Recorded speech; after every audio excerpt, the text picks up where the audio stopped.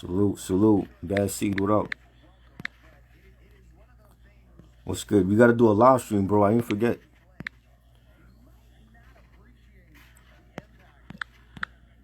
Fat Lace, what up? Salute.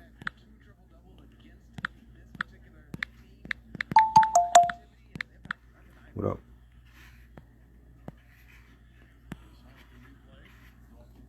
What's good? What's good?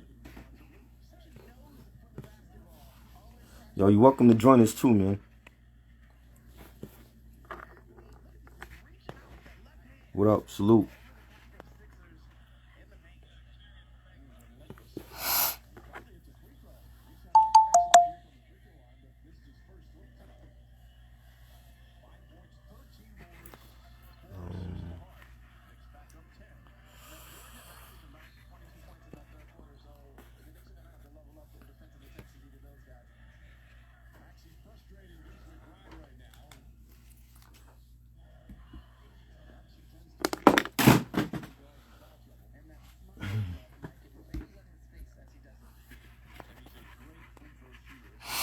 So we can waiting on Raka Bash to get on here.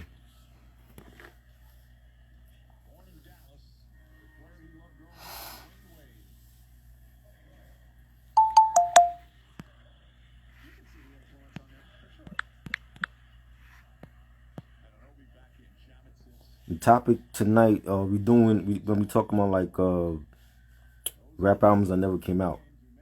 You know, like they were put on the shelf or for whatever reason,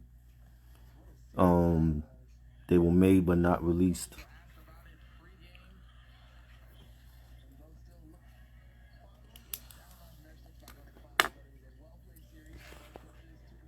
You know, just something different. We got like a whole bunch of, you know, albums that never came out.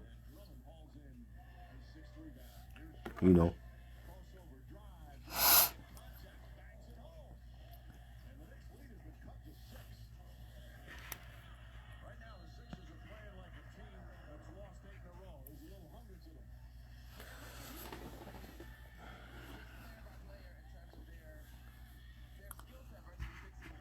Raka, where you at, yo? Sent him the request.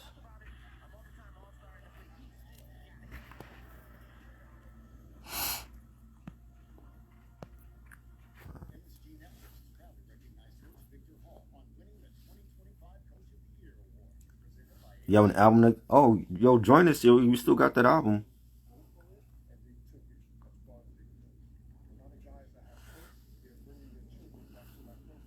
I know Flavor Unit got a couple of albums that never came out. You know, that I personally wanted to see come out. They never came out.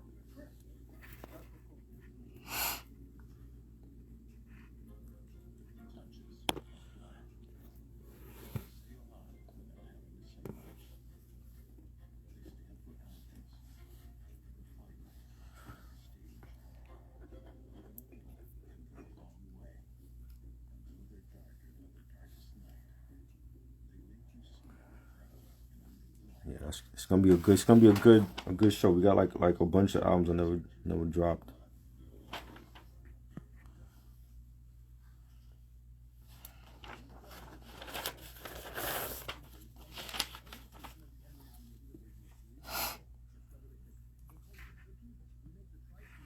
Send me the request, Raka.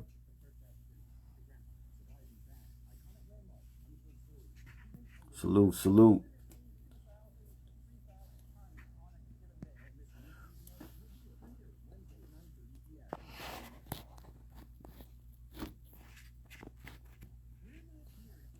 What's good? How you doing, bro? TMNT Collector, what up? I gotta do a live stream with you, bro. AEW Dynamite. I'm gonna check that later.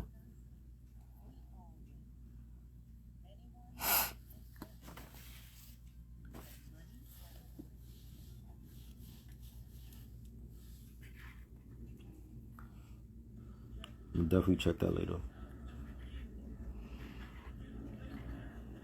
I'm chilling, just doing a live stream. You know, we won't stay on here for too long. Maybe like an hour or two. Trying to get Raka in here. I'm like, I just saw him in here and then I don't know what happened.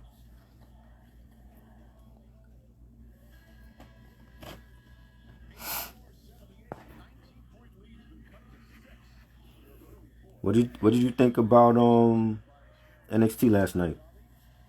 And the Hardys coming back. That was dope. We should do a live stream about self destruction. Oh yeah, definitely we could do that. Love that song, classic collab and album.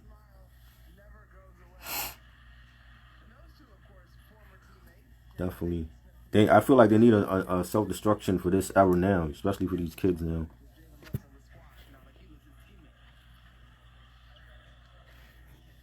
Yeah, Hardy Boys was dope last night. They look kind of rusty though. I will say that, but it was good to see them back.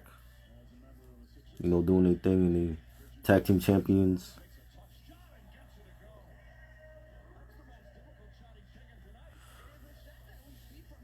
You working on a self destruction joint? That's dope. Send me the song when it's finished. I want to hear that.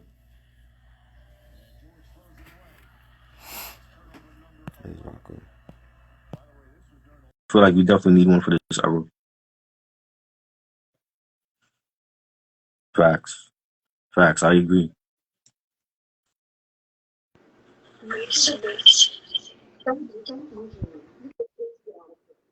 All right, I got you.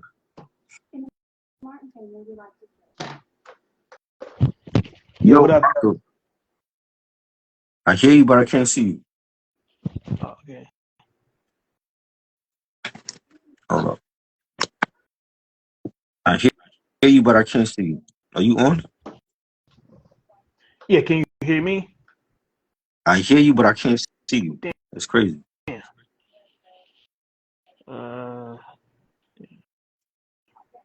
How about now? Nope. Y'all see him? I don't see him.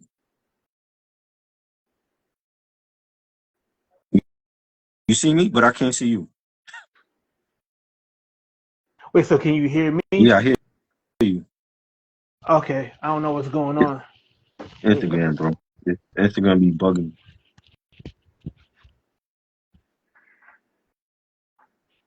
So, but you can see me though, right? Yeah, I can see you. But yeah, I can't see you. That's crazy. Uh, you want to leave and then come back? Yeah. All right. I'll be right back. What's good, Poncho? The Hardy Boys. Yeah, I don't know. I don't know the situation with the Hardys in AEW. I don't even know. I'm glad they're back in the WWE.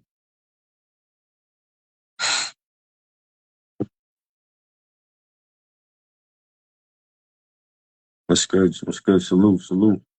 Trying to get Raka on here. I heard Raka, but I couldn't see him. All right, let me see. Let's try it again.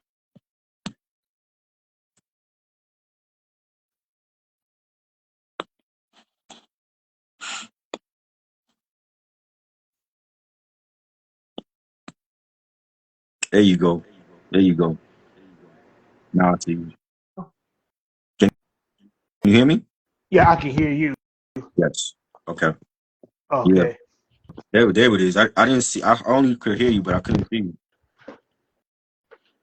Crazy, bro. Yeah. Yeah, man. Yeah, we had a great live stream last week with 16 bars and Ray Lansky. Mm-hmm. Mojo, shout out to you. Great live stream last night with the homies. DM, shout out to you. You got a book coming out. I gotta do a live stream with DM the most. I told him that. You got a book coming out soon. And you got new music that's out now. But we did a great live stream last week with in regards to worst sophomore rap albums, which was hilarious because some of your picks was just crazy. I just couldn't believe it. Was picking Busta Rhymes' second album, and of course I had Redman on it, but I never liked the Redman second album.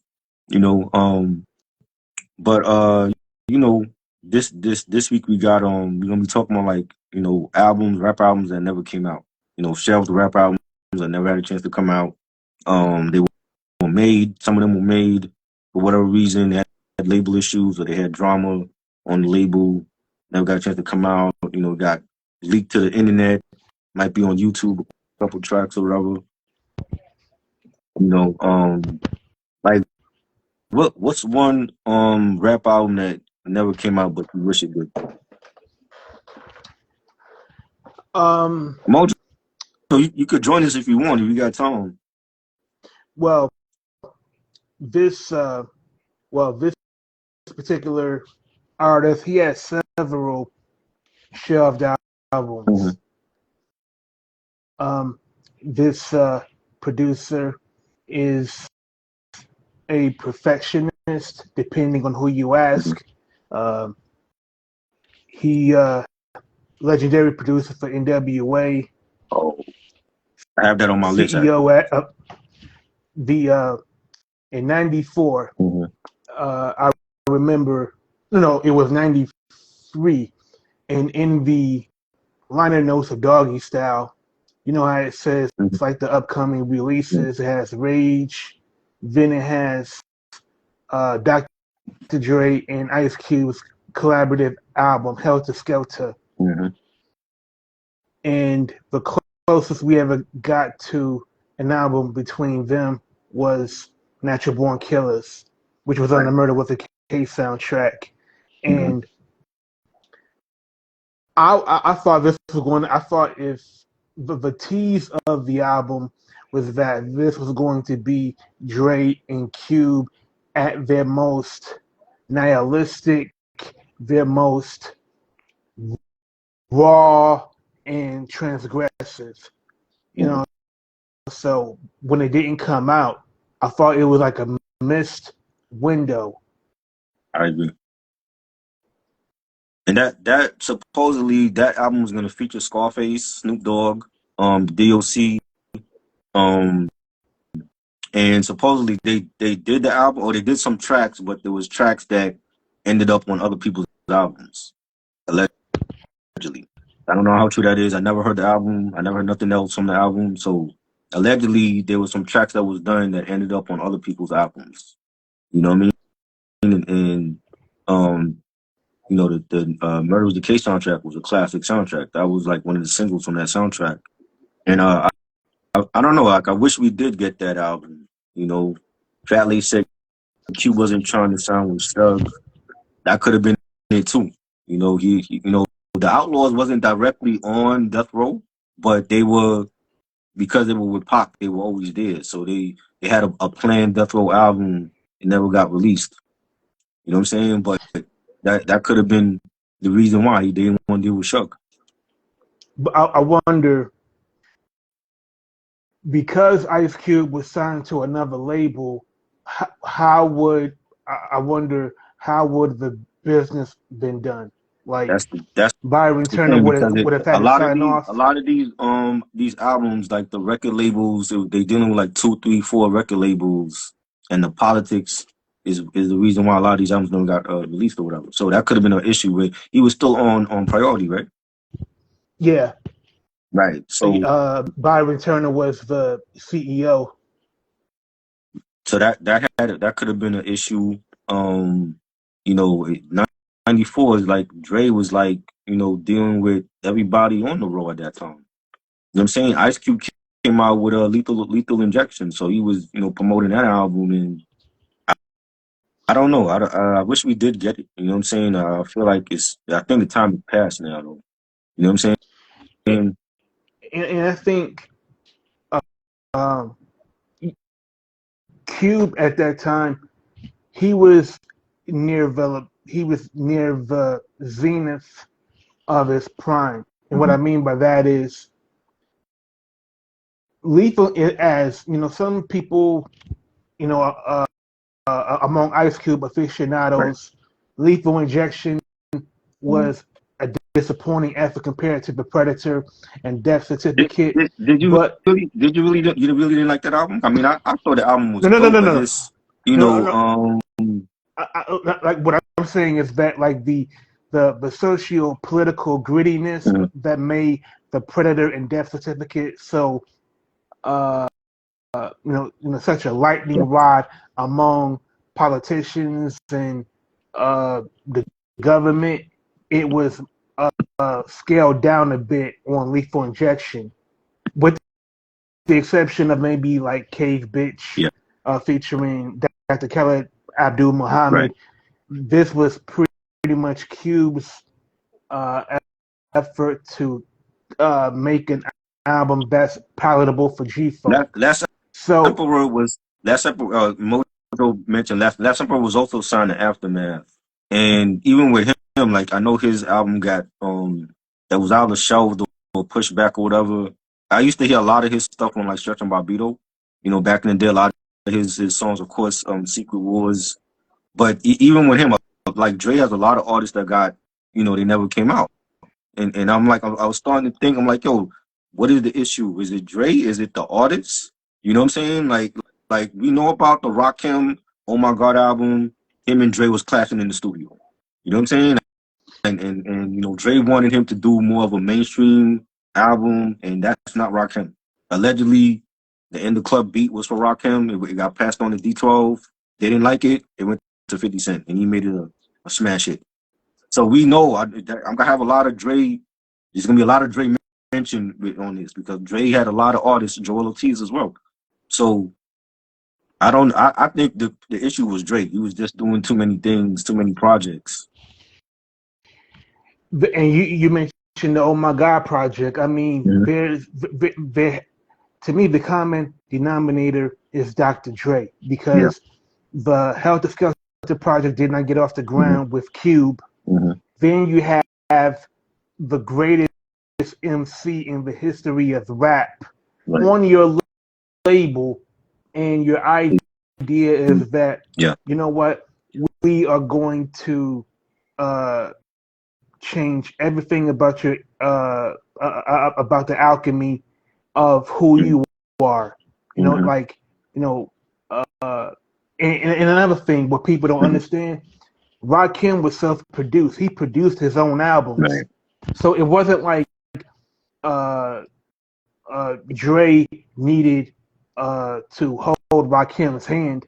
Like if push came to shove, I believe Rakim would have helped with doing some of the heavy lifting, as far as production, as far as making certain decisions, around choruses and outros and making the bulk of the album. And I'm also thinking that although Aftermath is Dre's label, Jimmy Iovine is Dre's business partner. Right. So if Jimmy Iovine doesn't greenlight it, it's not going to hit the market. So I'm wondering, is when Dre wanted Rakim to make something more palatable for white people, is that coming from Jimmy Iovine? Yeah, because you're under Interscope. They have the big machine to promote your project. They still want numbers. When they signed Eminem and 50 Cent and Kendrick and Anderson .Paak, they still want numbers. You know what I'm saying? And when you had artists like Joel Ortiz there and Rakim, Stat Quo, Bishop Lamont, they even had Kim T at one point. His album got shelved. You know what I'm saying? Like, with those artists, was Jimmy Iovine looking at those artists like, yo, like, I could go platinum with Kim T? And I think it has to be pointed out that Aftermath has Eminem and 50 Cent. Those are your cash cows for the label. So let's say the Oh My God project didn't go platinum. Maybe it went gold.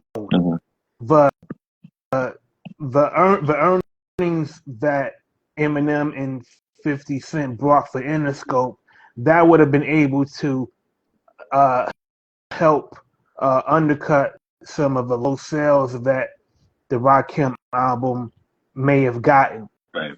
You know what I mean? It's like like Eminem and 50 Cent's the revenue that Eminem and 50 Cent brought to Interscope would have the amount of money that they brought in would have been able to uh, underwrite some of any of the losses that the Rakim album may have produced.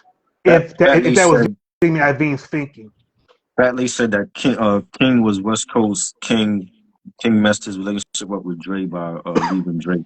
And I actually heard that Kingdom Come album. That was on like an old website a couple years ago. I heard the leaked album, but again, like, it's Jimmy Iovine looking at King T like, yo, we could sell numbers with him.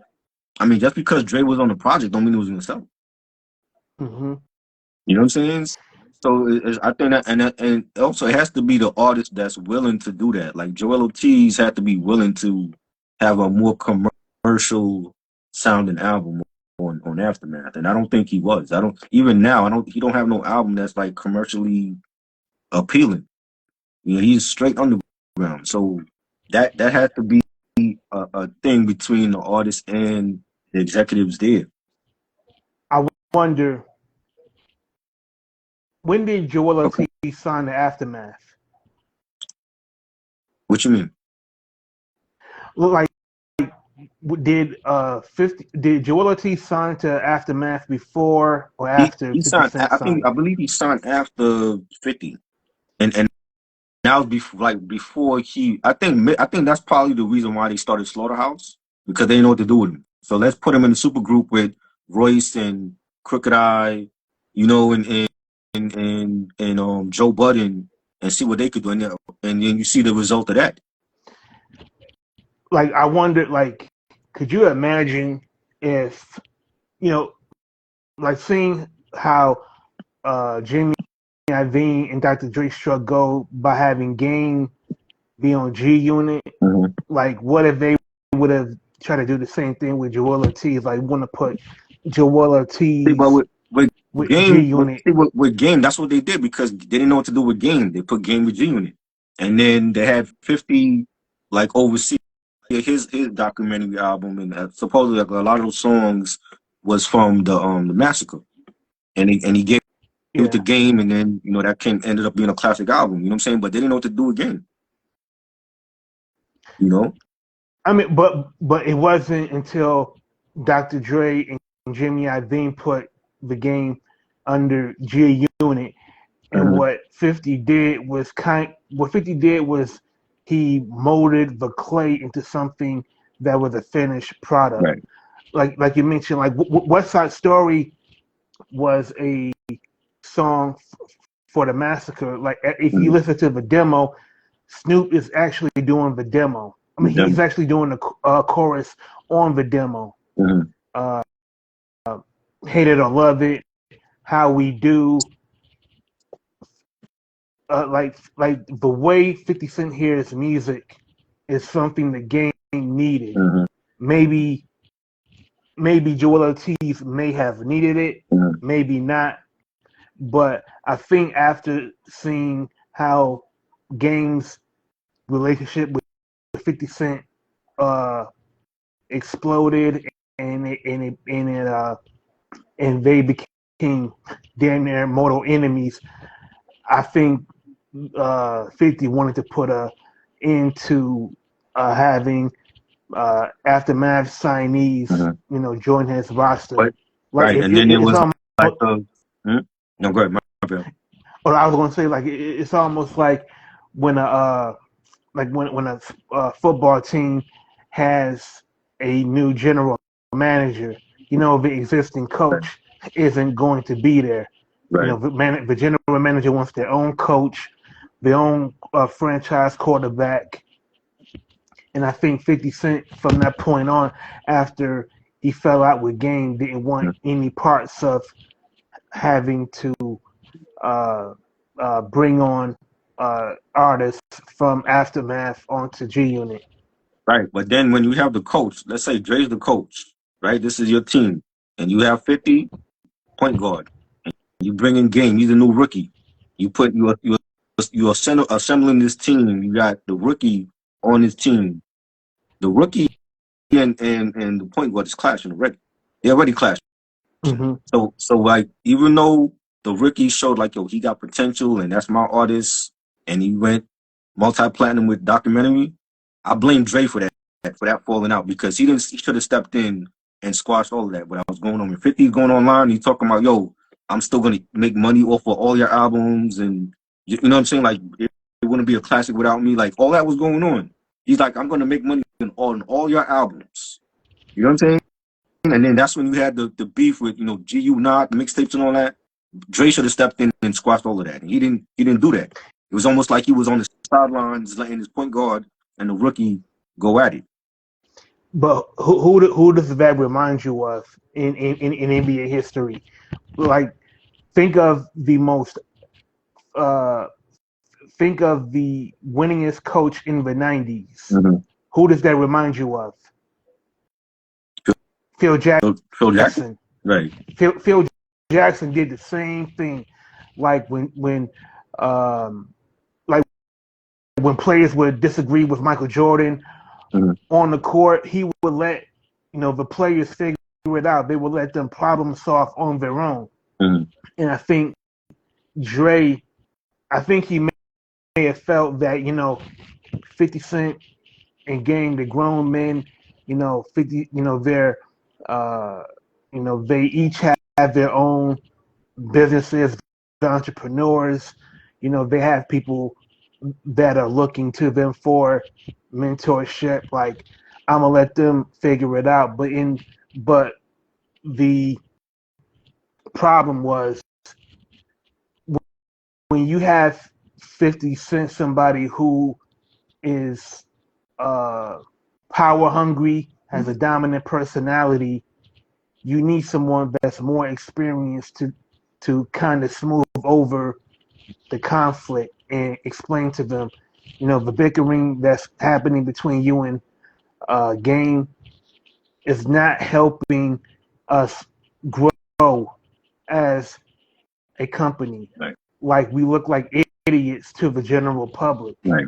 and all it's doing is just making us look like we're dysfunctional. But I mean, Fatley says that the beef was fake, but wasn't there a time when they had the shootout in front of Hot 97? Wasn't 50 a part of that with Game? Yeah, Am I mistaken?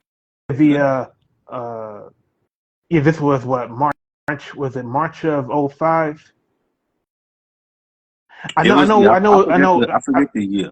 I remember seeing it on the news. That shit was on the news. Like, the shootout in front of Hot 97. 50 Cent was there. The Game was there. You know what I mean? Like, if that was a fake beef, like, innocent people could have gotten hurt in that whole shootout. because on the Beef DVD, I remember Ed Lover was interviewing 50 Cent, and 50 Right. Cent informed Ed Lover that Game was kicked out of G Unit. Right. So the next time Game went to New York, he was going to Hot 97, Mm-hmm. but 50 Cent was already doing an interview, and there was a shootout that ensued. But like, for something to be orchestrated to give the appearance of beef when it isn't, risking lives isn't wise. Like, I don't understand. Why would you put other people at risk of dying if it was fake and other people were in on it? So I don't believe it was fake. Salute to Darrell D. Salute to him. Fatley said he still think the shootout was fake. I mean, niggas just can't shoot. That's probably what it was. And they, unless they hired like trained assassins, I mean, that's what's gonna happen. Like, but I mean, innocent people could have gotten hurt that day. That's what I'm saying. Is like, I just think that was too drastic for them to be like have a fake beef, and then the shootout plays out and then it's on the news and the newspapers. And I generally think there was two egos with the Game and 50, and they're both coming up, in on the same label. And Game was like, I ain't listening to this nigga. I gotta do my own thing. And he left, and he proved to 50 like, yo, I could sell records without G Unit. And that's what he did. He became his own artist. Tony Ayo didn't do that. You know what I'm saying? And it took Banks how many years to actually like leave and do his own thing. Now he's giving us the music that we wanted when he was on G Unit.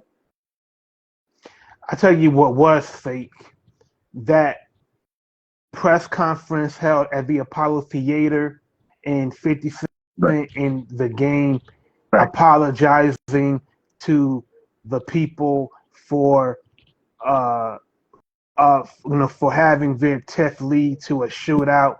And of course, I think it was it Malcolm X's birthday? I remember the press conference. I forgot what day it was though. But I remember watching that, and I knew they weren't sincere. No, because number one, they had it when you heard them speak, they spoke in generalities. Like after something about after the deaths of Tupac and Biggie, we should know better. We should be working together more closely. Blah blah blah blah. right.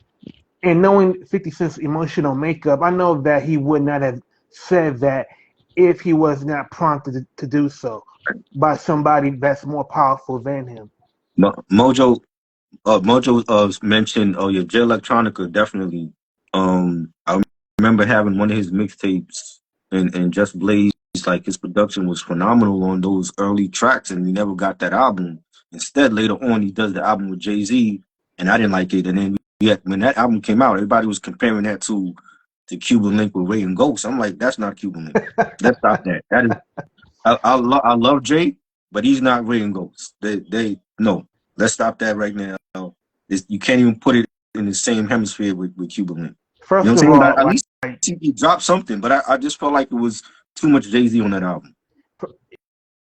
To compare a written testimony to Only Built for Cuban Links is saying that Jay-Z's rhyming was as good as Ghostface Killer's rhyming not Only for Built that for Cuban Links. Not on that album. Like he had better lyrics on Watch the Throne with Kanye compared to that album with Jay Electronica. I just didn't like it. And then the beats on the Alchemist was on that album, and I didn't like the Alchemist beats on it. And when I learned that Jay-Z was on a written testimony, I knew this was going to be nominated for a Grammy. Oh, and maybe that. I mean, he promoted it. He had titles still or whatever. Maybe they were promoting it. I didn't like the album. I'm like, this is not the album that we all wanted from Jay Electronica. What really, I won't say even surprised me, but I was taken aback that Shiny Suit Theory was on the album. Right. You mean that was out years ago? I remember hearing it. Exactly. Mm-hmm. So you couldn't come up with one additional song that was new on that album. You had to reach for something, so I think Jay-Z, he did that project out of love. I believe that he really wanted Jay Electronica to finish the album and to, give the fans what they wanted. Hey, Chastity, salute to you, Queen. Thanks for coming by. In 2020, there were several albums that I felt were better than a written testimony. Right. And that was like the start of the pandemic. Like all this stuff was coming out, and I was like, nah, this ain't it for me. You know what I'm saying? And, yeah. Just Blaze gave Saigon a great first album with The Greatest Story Never Told. I love that album. That's what I was expecting with Just Blaze and Jay Electronica, and we never got that. You know what I'm saying? And I still want those. Somebody said that he had like 6 albums that were shelved. Man, that's crazy. 6 albums that are just on the cutting room floor. Like I can't think of another MC where you have every opportunity to put out music, and for whatever reason you always back out. There are artists out there that would kill to be in Jay Electronica's position. Chastity said that I do feel like Just Blaze does get his flowers, but he's not mentioned when it comes to Primo or Pete Rock. I think that's the ball that you gotta be at. I don't think he's with them, Mm. but I do feel like, I mean, all the stuff he's done for Rockefeller and the stuff he did for Beyonce and Maya and all that. I do feel like he does get his flowers. I don't like I don't put Just Blaze in DJ Premier or P Rock's class. I mean, he's a dope producer, but he I don't know, maybe it's a generational thing. Right. Like I mean, it's tiers to this. You have the first tier would be Primo, Pete Rock, Dilla, Dre, Eric Sermon. This tier is like a second tier, third. I would say Just Blaze would be like around the third tier, maybe second or third tier. yeah, that's I fair. don't like if we do like top 10 producers all time. He's not making my top 10, but he would make the top 15, 20 maybe. Agreed. You know what I mean? So I do feel like because of him being a Rockefeller in-house producer, he does get that respect. I mean, if you watch the very like first versus battle, it was him and Swiss Beats, and a lot of the stuff Just Blaze played, it was a lot of Rockefeller stuff. You know what I Yeah. mean? And to be when it comes like the in-house producers, I think now Reggie Rose. this producer didn't really have a long run, but Mhm. think but his light shined very bright, but it burned out pretty Mhm. quickly, and now it's getting grease Yeah, uh Rough right. Riders. Like the I work he did agree. for DMX, I Yeah. think is just as Just Blaze's work for Rockefeller. Oh yeah, the throwback joint. That was like my favorite joint on Confessions. Like that throwback joint, and then you having Jadakiss on the remix or whatever. Classic joint. I always wanted a video for that. Mm-hmm. Yeah, then Dan Grease, he went off on his own. He did like the Lennox 125 joint project, and then like we didn't really hear from him. Like he did stuff here and there, but we didn't really hear a lot from him after that. Jason said Yeah. solid 8 years. Yeah, I mean, Just Blaze was everywhere. Like the Jay-Z stuff, the State Property stuff, like everybody on Rock he was doing stuff for. Yeah, like if he would, like in the NFL, like there's all decades lists, Mhm. like all decades quarterbacks, all decades wide receivers, like for all decades producers of the Thousands, '90s, two I mean thousands. 2000s, Yeah, he would be on there. yeah, for sure, Absolutely. for sure. Like Yeah, in the 2000s, man, I don't like there wasn't another singular producer right, that had his imprint on rap music. right. Yeah, I mean, for the 2000s, it was Just Blaze, it was Kanye, the Neptunes, Timberland. That was like you couldn't escape that sound. It was like it was everywhere. You know. I don't like because Kanye is an artist. Also, he like after a certain point, maybe after late registration, he stopped producing for other artists, Mm. and other producers came in to fill that vacuum. Salute, salute. Exotic drinks, what up? Jason, I was telling you about exotic drinks. Go hit him up. You got his mixed drinks delivering to around New York City. Um, you got a podcast coming up, so we're definitely going to link up. Chastity said, "Do you think once Kanye got in, people forgot about Just Blaze?" No, I mean the phenomenal work that Kanye did for the Blueprint is why it's a classic album. You know what I'm saying? Just Blaze was still doing his thing though. He was still doing his thing for Jay, for State Property, for Beam, and even outside of that, like I said, like he did stuff for Maya, he did stuff for Mariah Carey and Beyonce and all that. So he was still doing his own thing. Even Bink as well. Bink was the Freeway album, the first one, classic, underrated album from Freeway. I love that album. you had Bink on that, you had Just Blaze on that, you had Kanye on that, and they were just killing it. Yeah, and again, Kanye West, he's an artist himself. So because uh, he's a big touring act, and because his personality cast a big shadow over whatever space he's in, he's going to, drown out, other, other megastars. I mean, hell, he outsold 50 Cent. Right. You know, Yep. So, Just Blaze, he he had a sound that was uh, uh, emulated, but he kept uh, making tweaks to his sound to constantly challenge himself. Yeah. So much so that the white boy wanted him to produce some recovery. Eminem had That's right. Just Blaze produce It was Cold-Blooded. the joint with Lil Wayne, no love. It was that joint. Yeah, No Love. He Yeah, produced No Love. I love that He joint. produced Cold Wind Blow Yeah, Session 1 that was with dope. Slaughterhouse. Uh, yeah, he produced all over that Yeah. recovery album.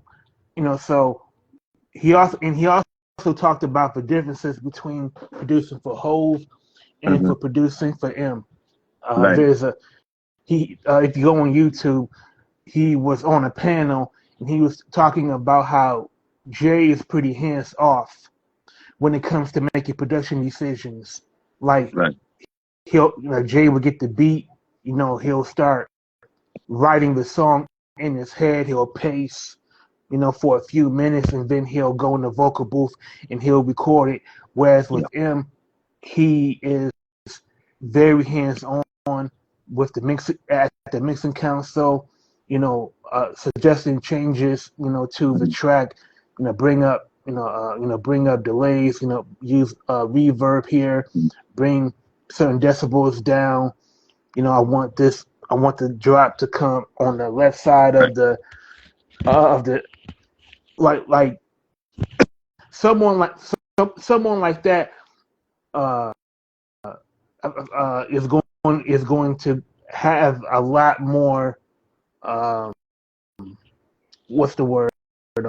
He's going to be much more self-critical than even Just Mm-hmm. Blaze, and that's what he talked about was like Eminem's penchant for not accepting the first idea, but constantly improving on a great idea and just cutting the fat off. Is Now, that a joint that I missed? No, go ahead. My bad.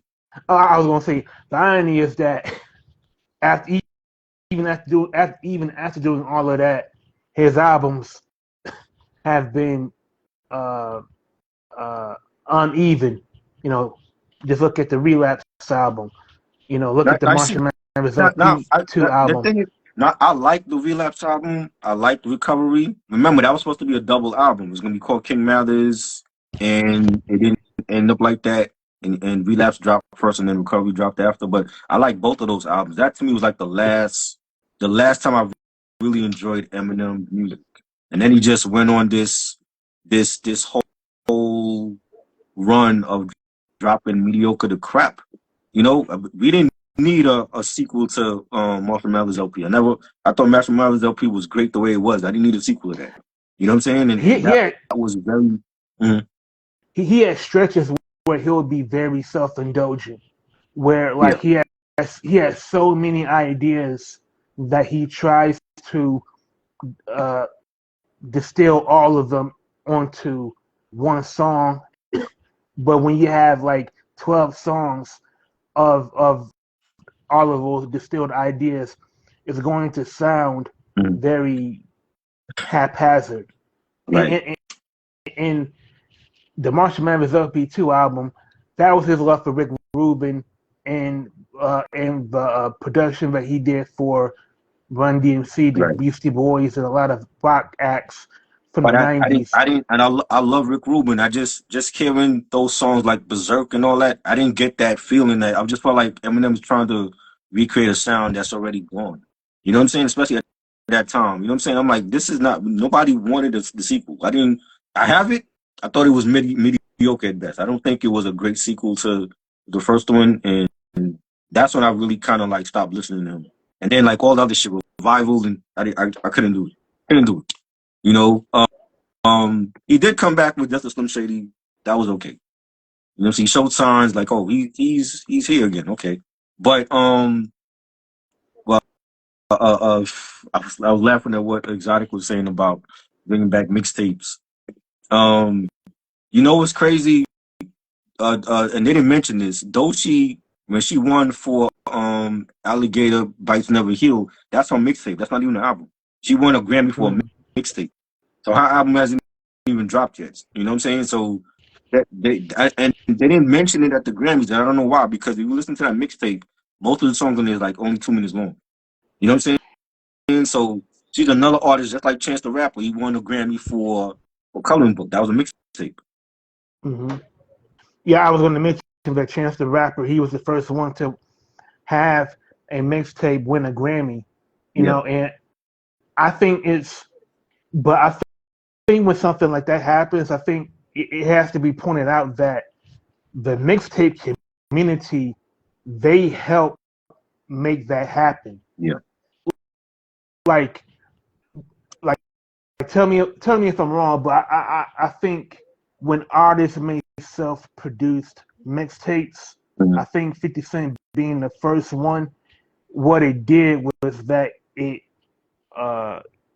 look like 50 Cent pretty much established a blueprint where you take popular songs and you're pretty much doing a cover, but it's pretty much like what 50 was doing was pretty much making gangster parodies. Like I'm gonna be funny, I'm gonna be I could be funny, I could be hardcore, I could be savage, but I'm going to flip the idea of what a mixtape is. Right. And then came after Lil Wayne with the Gangsta Grill series.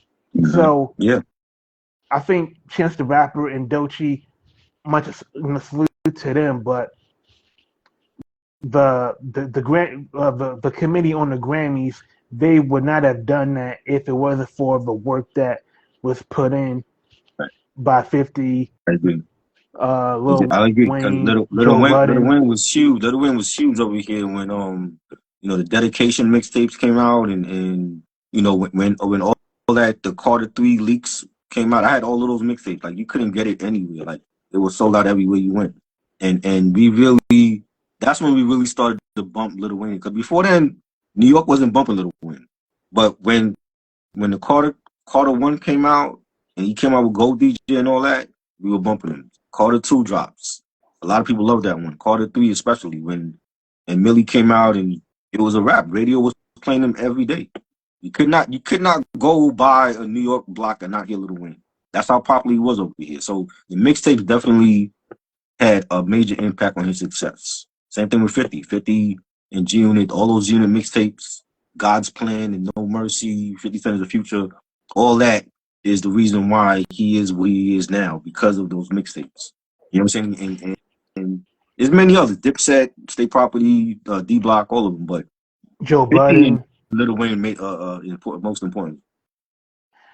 But if you the fact that mixtapes are winning Grammys is kind of bittersweet, to be honest with you, because when the RIAA, the Recording Industry Association of America, when they filed that injunction to have the Gangsta Grill series taken off of record store shelves, DJ Drama, he had to, like he was arrested. The FBI was on him. So I think it's weird that the RIAA, they can award a mixtape a Grammy award, but 10 years before that, it wasn't. They wanted. Yeah.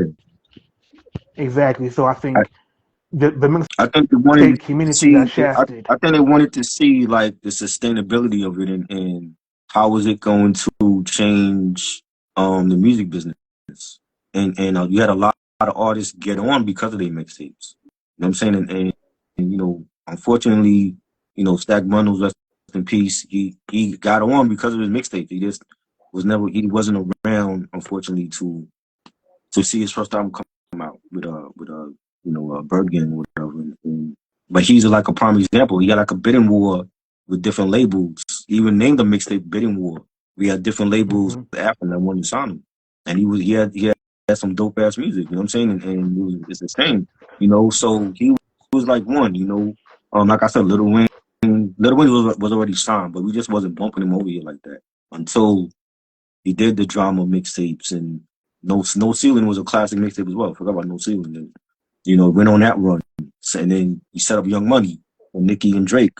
And then you see they blew up because of that. They have their mixtapes, you know, and you know, 50 and what he did with G Unit and, you know, setting up G Unit Records and putting out Yayo and Banks and he went on a run. You know what I'm saying? So that's what it was, and I think it was easier for artists to have their own label, and then bring out the artists and you know have your artists go on a mixtape run. Joel Santana, he had a great mixtape run, phenomenal first album that nobody talks about. From Me to You, love it. And And, his second album, It Wasn't Missing, great sophomore album. You know what I'm saying? So he had a run before he got in trouble. You know what I'm saying? Jim Jones had to hustle to get to where he's at now because he didn't get no Rockefeller deal as a solo artist. He had the deal from Koch, and then Warner Brothers made him like an executive. So he was juggling different hats or whatever and signing artists. So, but at that time, he was hustling his own music to get to where he's at now. You know what I'm saying? So the mixtape era really helped a lot of artists. Swisher House as well, and, definitely. and When God, Mike Jones came out, we were bumping Mike Jones up here. Mike Jones came out and Paul Wall, the People's Champ, classic album. You know what I'm saying? Slim Thug when he came out with Already Platinum, he was signed to Pharrell to Star Trek Records. That was a dope album too.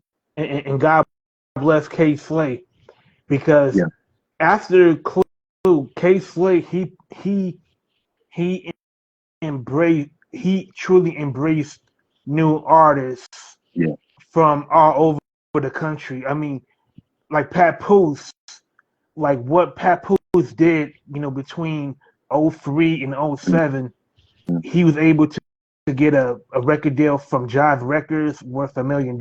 And Papoose said that, you know, the deal wasn't, the money wasn't, uh, the money wasn't worth the headache that signing to Jive caused, yeah, because Jive was going through like uh, they were going through changes in the upper management.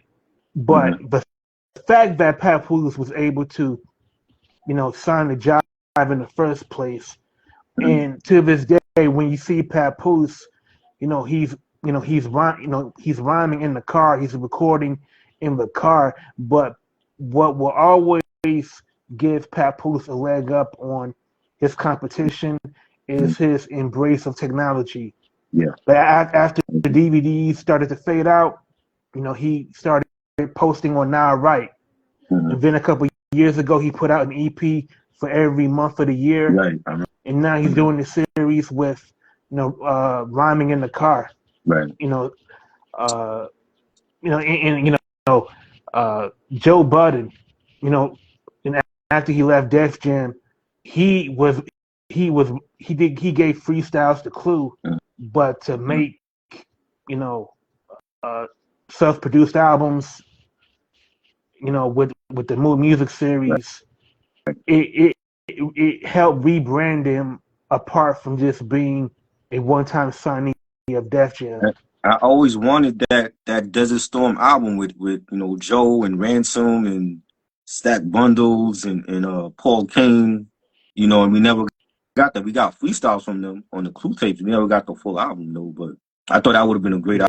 album with just all of them together. You know, Chastity had asked me about Scott Storch.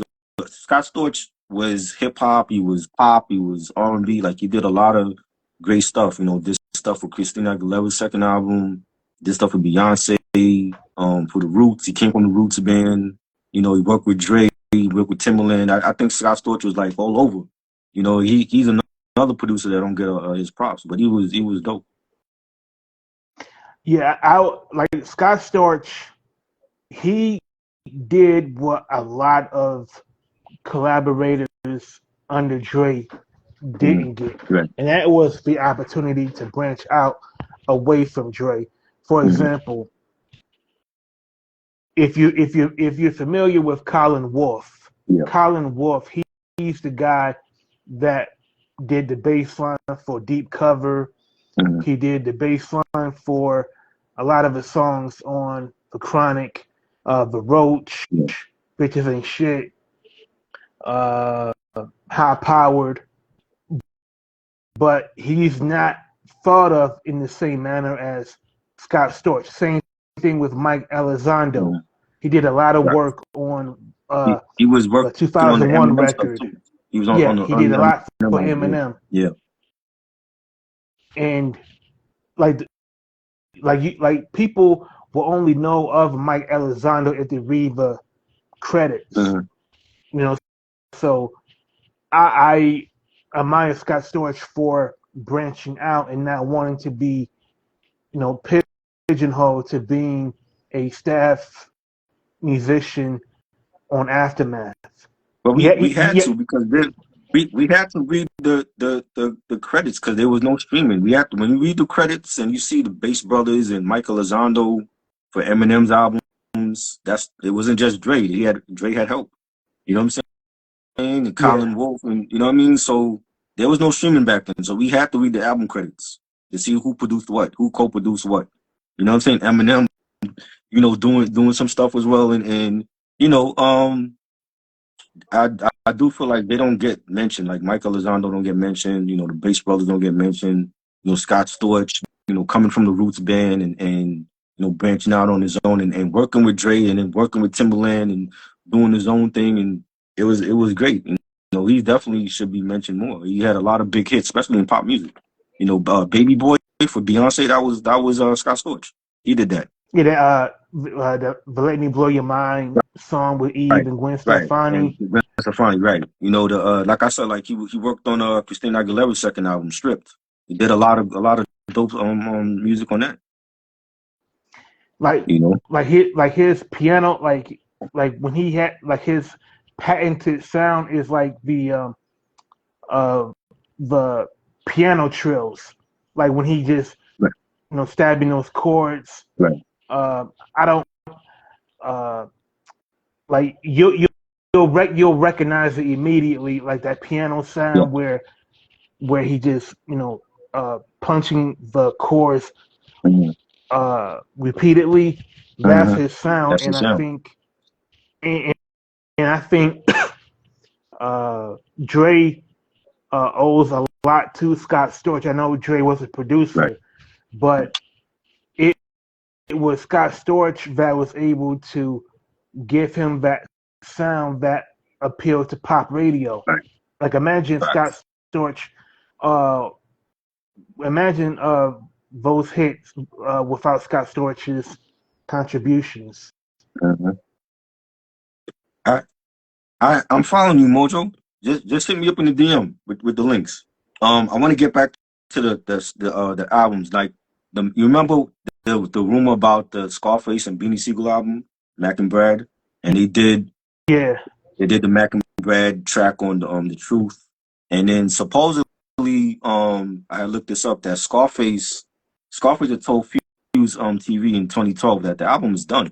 They got over a dozen songs that nobody ever heard, and they have a full album that never came out because he was saying that the rap game was oversaturated and didn't feel like it was the right time. And then you had the breakup with Dame and Jake.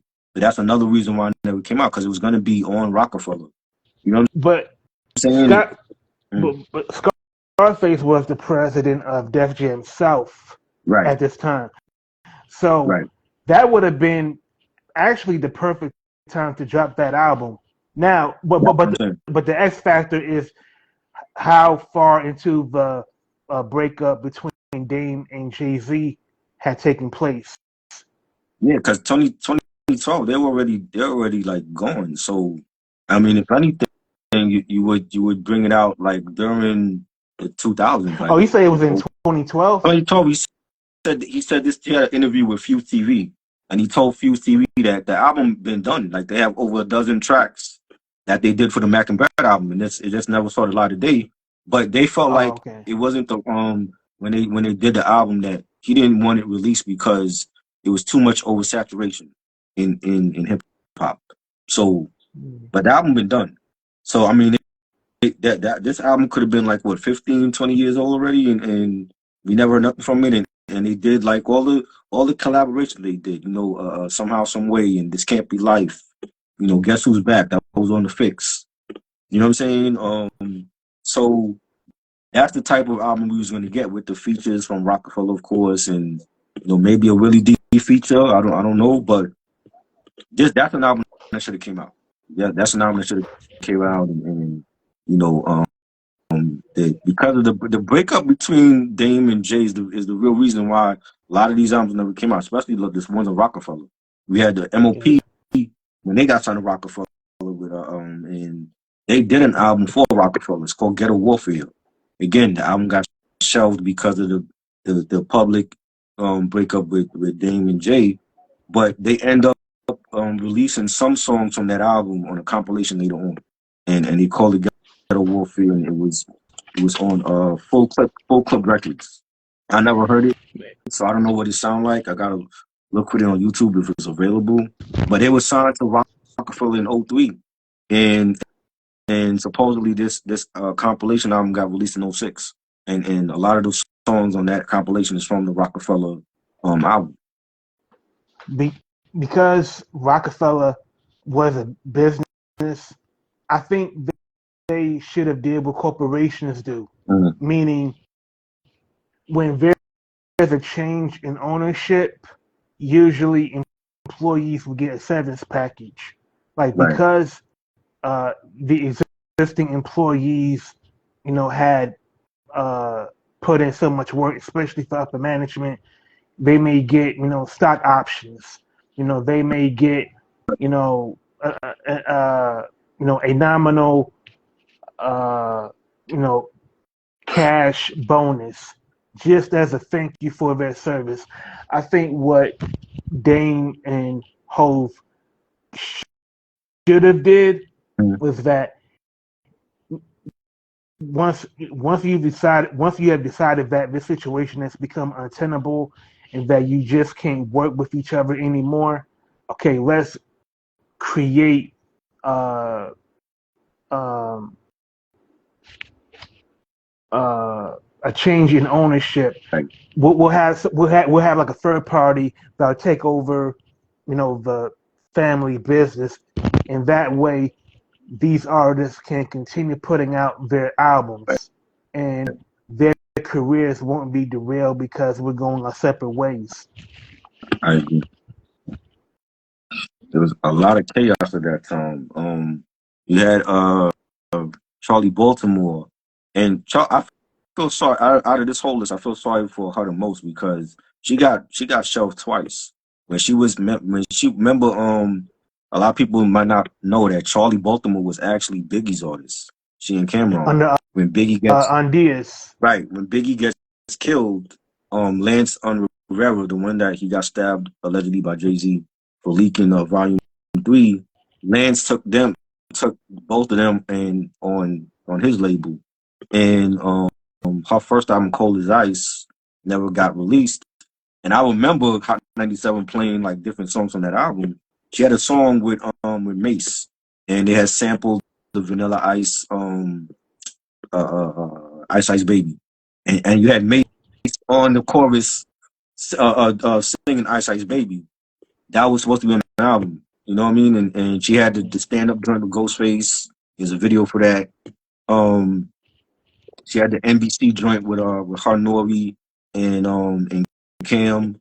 That's what they call it. I think they were doing like a little group NBC or whatever. And I heard was hearing joints on that album and it never came out. You know, I think you could get it now on eBay, but that was on Un's label. Then she leaves Un's label. She goes to Murder Inc. Did a whole album on Murder Inc. And then Gotti shows her. So it's just like she couldn't win no matter where she went. You know what I'm saying? And she was doing the features. She was doing on Down Ass Bitch with Ja Rule. She was on that. She was on the Murder Inc. compilations. It's like, you know, she was on the Last Temptation album. And it's like she couldn't catch a break. I remember there's a record store that's on the east side of Detroit called Chantilly's Music, and there was a promotional poster for her album that was in all pink, and it said, you know, the album coming soon. And you know, I saw it for a couple of weeks, and the next time I was there, they took it down. Yeah. So, And you know, so I knew it was shelved. And you could find like she actually have the album photos. You could find album photos online. Like she has album photos where she was like with boxing gloves on. She was like in the ring. She had the red hair that time. You know, like they took album photos and everything, and the album never came out. So I don't understand that. Like again, like I love Murder Inc. Rest in peace of Gotti. I just felt like he was doing a disservice to a lot of his artists on that label at that time. It was all about Ashanti and Ja Rule. He had a whole roster of people that could have came out. And Irv Gotti's insistence on not putting out mixtapes, it hurt the label more than anything, because in order to break new artists, you know, you have to give the general public something to work with. Yeah. Like with Charlie Baltimore, she already had an identity when she came from Undias. Like the album that she put out, that was in '98, right? And her album was slated to come out in '01. Like that's, you know, 3 years is a long time to not be seen by the general public. So you mentioned, you know, the collaboration she did with Ja Rule for Down Ass Bitch. You got to capitalize on that, because moments in hip hop are fleeting. Like there's always going to be some artist that's going to supplant the person that's popular at the moment. Right. And I think Irv Gotti was too stubborn to realize that. I used to look at the roster. I'd be like, yo, what are they doing over there? Like, y'all got Charlie Baltimore, you got Black Child, you got Cadillac Ty, you got Vita, you got they also signed Hussein Fatal from the Outlaws. He was down with them because he was all over Blood in My Eye album. That was like a mixtape that Ja Rule put out, you know, answering 50 Cent when they were going at it. Fatal Hussein is all over that album, and they had signed him. And Fatal was a free agent because he put out an album on Rap a Lot in, I believe, 02. Yeah. Either 01 or 02. So Fatal was having a hard time in the industry, and I think. And he chose to leave the Outlaws. You know, I remember seeing a video with EDI on his YouTube channel talking about it. Like Fatal had left. I think he was like the first one to leave the Outlaws. You know what I mean? And I got his first album. Yes, I have that, In the Line of Fire. Yeah. Classic. Nobody talks about that album. I love the song he did with Tame One, rest in peace, Ghetto Star. Phenomenal album. And he had a great balance of West Coast and East Coast hip hop. That's what Rage tried to do, but she didn't do it well, you know. And also Rage, she was short on material. Like I don't understand having a remix for a song that's not really popular. Like when AZ had on Do or Die, when AZ remixed Sugar Hill, it made sense to put it on the album. But for Get With the Wickedness, the song that Lady Rage remixed, like you could have put a new song in this place. You know, exactly. So to me, that told me that Rage, she was really struggling without Dre more than we knew. Jay Luna said, "Who's your favorite Texas group, UGK or Ghetto Boys?" You go first. I mean, I like. You know what the issue was again? Like we didn't hear a lot of those two groups up here, and I had to dig myself to listen to those groups. You know, UGK, Rod and Dirty, classic album. You know, I love Pimp C's production. You know, the stuff that they did. I've heard more UGK stuff than Ghetto Boys. You know what I'm saying? Underground Kings was a great double album as well. Um, Ghetto Boys, like the only song they played up here was "Mind Playing Tricks on Me." That was the only thing radio played, and then in '95 when the original Gangster movie came out, original Gangster, that soundtrack, and they had the World is the Ghetto. I actually went out and bought that on cassette single because that was from the War song, and I have that on vinyl. And that's the only two songs they played on New York radio. Mind Playing Tricks on Me and the World is the Ghetto. That's it. They didn't play nothing else from the Ghetto Boys, and they waited till Scarface went solo to play his stuff. You know what I'm saying? So us like New Yorkers, we have to dig for Ghetto Boy stuff if we wanted to hear their music. Yo, speaking of speaking of original gangsters, yo, that movie is funny as hell, man. It is. Like you know, God bless Ron O'Neal, Pam Grier, Fred Williamson, Jim Brown. Yeah, Jim Brown. Yo, like I want to know whose idea was like, you know what, we're going to have these legendary actors from the 70s, badass black action stars, and we want to set this movie in Gary, Indiana, and you know, like there's no industry left. It's pretty much a ghost town, and you got my man from Jamie Foxx as the gang leader, right? Braxton. The one that played Braxton. Yeah. Yo. But the guy that stole the show most for me was Drew Down. Yeah, he was good. Like, he was good enough. Man, like I think had that movie been a bigger hit, I think Drew Down. Yeah.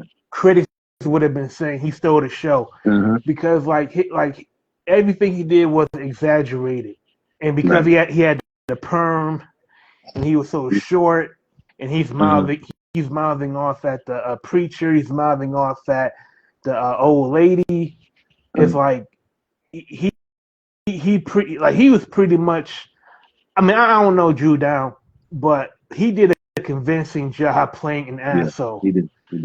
For sure. But yeah, I mean, that movie gets stepped on, you know. Yeah.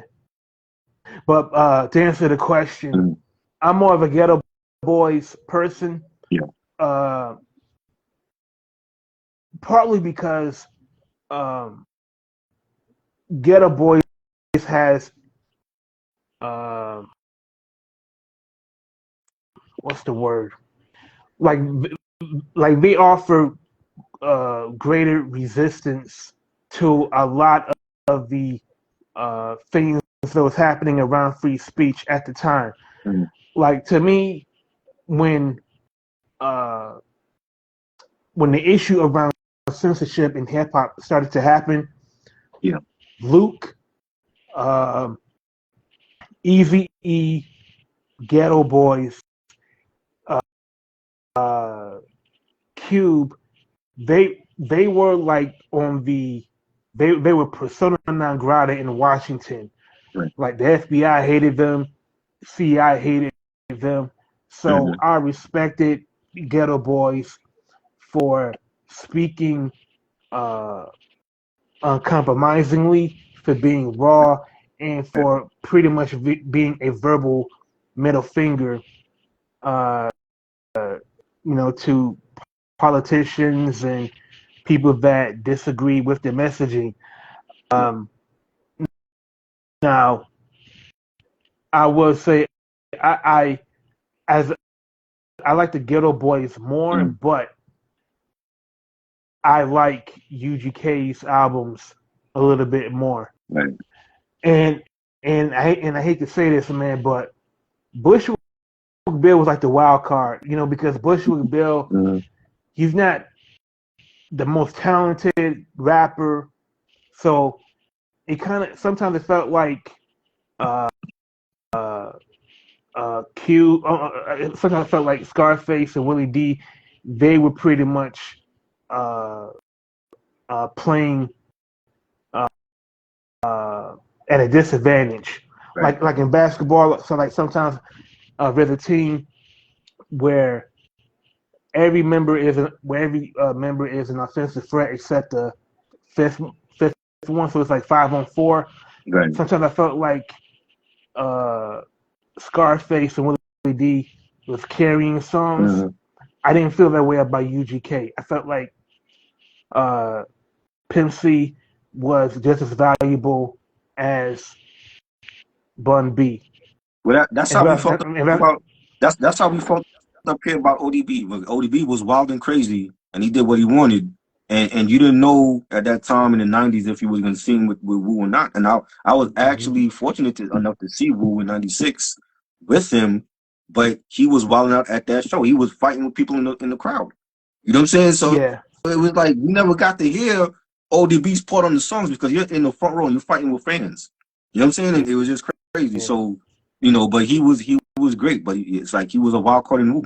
he was like the cousin that you're kind of like you're praying. I hope he don't start no shit. I hope he don't get into. I hope he doesn't put us in a situation where we're gonna have to fight our way, Right. out of the movie theater or out of the club. Yeah. And like, and one more thing, the world is a ghetto, man. That to me, the way they flipped that war song, Yes. that Definitely. was, I thought that was a great reinterpretation because Oh yeah. I felt every word what they said, Mm-hmm. uh, and I'm a big fan of War, Yeah. the group, The group. not Yeah. not actual War. Right. Not the actual events. The group. Yeah. Lord Have Mercy. He had a album that got shelved also. From Flip Mode Squad, and I remember like the promo posters for that album, and I know there's some tracks that's online and we never got that. Again, I blame Busta Rhymes for this because he had like a bunch of members in Flip Mode at that time. You had Rod Digger and his cousin Rampage. You had Lord Have Mercy, Baby Sham from Queensbridge. You had Spliff Star, Rock Marcy. He came in like at the tail end of the '90s with them, and Rock Marcy left that group and became his own artist, and you know what I mean. And Lord Have Mercy album sure came out, and we were highly anticipating it, especially from the stuff he did on the Coming album, like introducing introducing Busta Rhymes to the world as a solo artist. I love that intro, and then on the posse that he did, Flip Mode Meets Death Squad. I loved his verse on that, and we never got his solo album, and I never understood why. I don't know if he had beef with Busta. I mean, do you remember any songs from that album? First of all, I didn't even know that Lord Have Mercy was slated to put out a solo album. Mm-hmm. So this is like news to me. Was it going to? I'm assuming this was before Busta signed to J Records. Yeah. With Clive. Before then. Yeah. Yeah. Before then. Yeah, this was like 2000, 2001. Oh yeah, because I feel like Electra was such a. I mean, with Dante Ross as the A&R, I mean, they really had a great supporting staff, for Lord Have Mercy to really, at least put out an album. Oh yeah. But Quiet is like, Lord Have Mercy. He could definitely rhyme, but I'll be honest, man. Like I would not have been checking for a Lord Have Mercy album back then. I mean, listen, his voice alone, I think like he was good at narrating because of the voice that he had, and he had some bars. I don't know I don't know if everybody was waiting for his album. I mean, they had a lot of people. Somebody had mentioned, I think it was Fatless that mentioned Rod Digger's second album that never came out. You know what I'm saying? And he was waiting for that album as well. And I thought Dirty Harry was dope. You know what I'm saying? And you know, I remember there was talks about her second album and never got released, and then there was a Flip Mode album, another Flip Mode album that never got released, and that was pushed back. And they still talking about that Flip Mode album now. Like they still supposedly doing some stuff. I don't know when it's dropping, but Jay Luna But mentioned Esham Minatis. Yes, I know about Esham Minatis. I did a review on their stuff like years ago. I will say that Rod Digger, she more of an earned a second album because I love that Dirty Harriet album. Yeah, that was dope. I mean, the joint that P Rock produced. What's the name of that song? At any rate, man, I just felt like after her second album was shelved, it was like she could never regain her footing in the industry again. Like I know her love for hip hop, it'll never die. But sometimes, like when MCs that come under legendary MCs, like when their careers are shepherded by them, like their careers can falter because they're making all of the decisions. You know, like I just felt like Busta was doing too much though. Like he was mainly focused on his own projects, and then it was like I remember in like the 2000s, Spliff Star was dropping mixtapes, and he was and you know at some point he was supposed to come out, and he never came out with an album, and that's your boy. That's your like your sidekick on stage. Even now, that's his hype man. Still never dropped the album. Rampage is his blood cousin. Where's his other album, man? You know what I'm saying? I'm like. You know what I mean? So Busta was just doing too much, and then it was like, you know, he's doing acting and all this other stuff, and I just felt like a lot of those members, they just wasn't smart enough to get out early, except for Rock Marcy. Rock Marcy was like, "Fuck this, I'm leaving," and he went on and became a great artist even in this era now. I mean, whatever happened to Rick the Villain? See, he's with Duck Down. I think he put out an album with Eddie Kane a couple weeks ago. You know what I'm saying? Yeah. I feel like Busta, and I hate to say this, but I think in the 2000s, Busta Rhymes spent a lot of time label chasing. Yeah. Like he went from Elektra to J Records, then the Aftermath, then the Cash Money, then he tried to align himself with Papoose. Yeah. It's like I think that's part of the reason. Papoose was on his label. Remember, he got signed for $1 million. He was on Flip Mode. Yeah. Yeah. And I think Busta, it's one thing to own the imprint, but you need people around that can make administrative decisions, like budgeting decisions. Like I think Busta. Yeah, I think you're absolutely right. He overextended himself too much. And remember, there was a time when he was executive producing Cuban Link 2. Now, if you're Busta Rhymes, and I love Raekwon, I don't think Raekwon should have had Busta executive produce the sequel to my classic album. He was just doing too much at that time. You know what I'm saying? And you know, producing his own tracks, you're signing artists, you're starring in bad Halloween films, you know, and it was just too much. He was just doing too much, and I think that's the reason why the Flip Mode Squad, they wanted out, because it was just he's not focusing on Lord Have Mercy album, and Rod Digger got a second album to drop, and Spliff Star hasn't dropped an album ever. You know, you got your blood cousin Rampage who wants to come out with something. You know what I mean? So I just felt that's what it was. He was more focused on his own projects, and we've seen this before. Fat Joe did the same thing with Tell Squad. He was focused on his own projects. Big Pun dies, and he got rid of everybody that Big Pun brought to Tell Squad. Triple Sace and Cuban Link. Even Link is still beefing. You know what I'm saying? Remy Martin Pun brought to the squad, and they had falling out, and then they reconciled after she got out of jail, and it was just too much. Yo, that 24K album by Cuban Links, I mean, I downloaded that years ago, but after listening to it, I could see why Cuban Links is still mad at Fat Joe because his debut, he would have had the first album to come after Big Pun's death, and I think it Right. meant a lot to Cuban Links to come out after Bro, to come out after Big Pun's death I got a story. because I got a story with that album, right? what's up? Uh, I forgot what year it was. It might have been 2000, 2001. They, there was like a footwear store over here downtown Brooklyn where they would sell Timberlands and fitted hats and do-rags and all that in the front. And in the back, they had the mixtapes, right? Mm-hmm. I remember going to buy some Black Tims that year. And I actually saw the 24 karat bootleg that they were selling in the store. And I never bought it. But I remember he had a freestyle with Pun.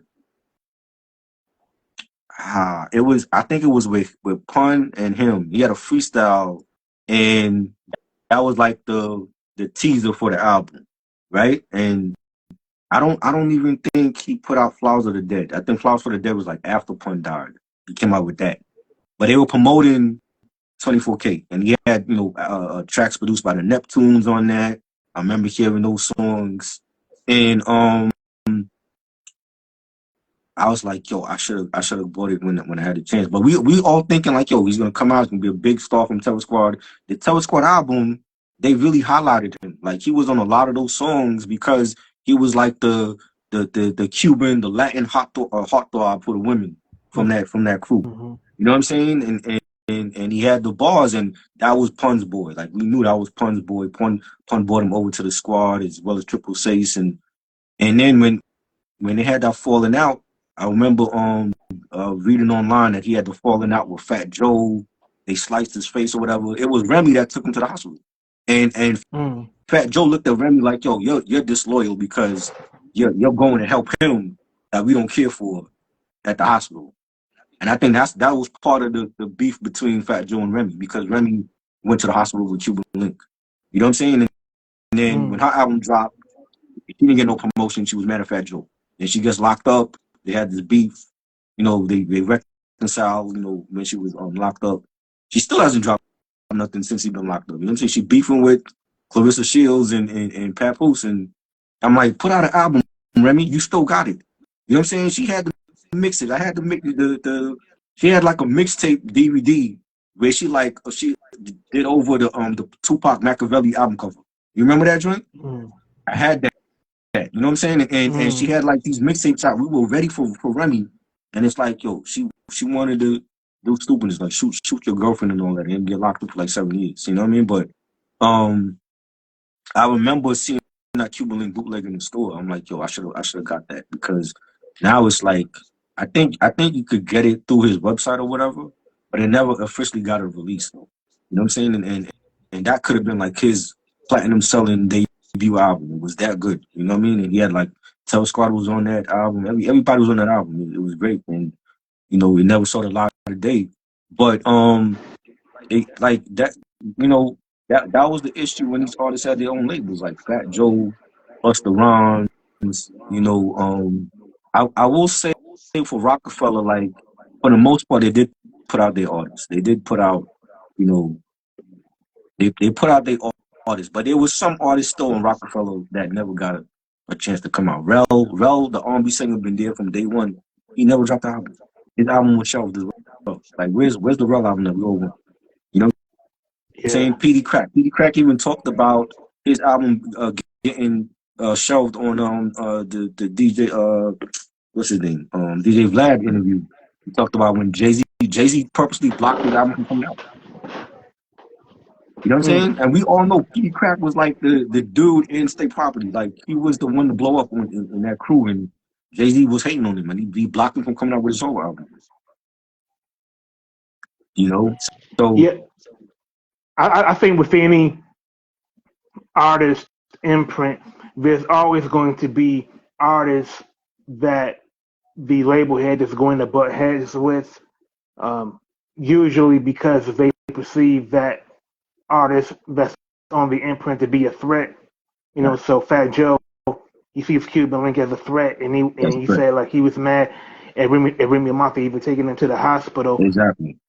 because he wanted to leave Cuban Links for Right. dead, and and and I think with uh, Busta Rhymes, like when he said that he wanted to executive produce only Built for Cuban Links 2, like number one, Raekwon, he's pretty much Busta Rhymes equal. Like he knows what he's doing. Right. Like and also, man, like you have your own artists who you are beholden to put out their albums. Mm-hmm. You know, so um, I think a lot of artists are now leery of signing deals with rappers. Right. You know, because I agree.